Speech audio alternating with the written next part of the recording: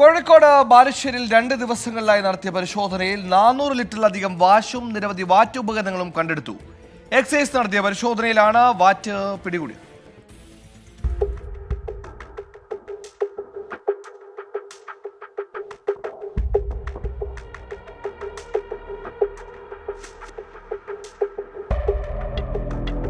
ബാലുശ്ശേരി, കണ്ണായിപ്പോയിൽ, നമ്പികുളം, കാപ്പിക്കുന്ന് മലനിരകളിൽ വൻതോതിൽ വാറ്റ് നടക്കുന്നതായി എക്സൈസിന് വിവരം ലഭിച്ചിരുന്നു. ഇതിന്റെ അടിസ്ഥാനത്തിൽ നടത്തിയ പരിശോധനയിലാണ് 2 ഇടങ്ങളിൽ നിന്നായി 400 ലിറ്ററിലധികം വാഷ് പിടികൂടിയത്. താമരശ്ശേരി സർക്കിൾ എക്സൈസ് സംഘമാണ് പരിശോധനയ്ക്ക് നേതൃത്വം നൽകിയത്. അതീവ രഹസ്യമായി നടത്തിയ പരിശോധനയായിരുന്നെങ്കിലും പ്രതികളെ പിടികൂടാൻ കഴിഞ്ഞില്ല. മലഞ്ചെരുവിലെ അരുവികളുടെ തീരത്താണ് വാറ്റ് നടക്കുന്നത്. പോലീസിനും എക്സൈസിനും വേഗത്തിൽ എത്തിപ്പെടാൻ കഴിയാത്ത ഇടത്താണ് വാറ്റുന്നത്.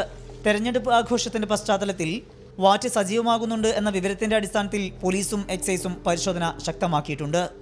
24 കോഴിക്കോട്.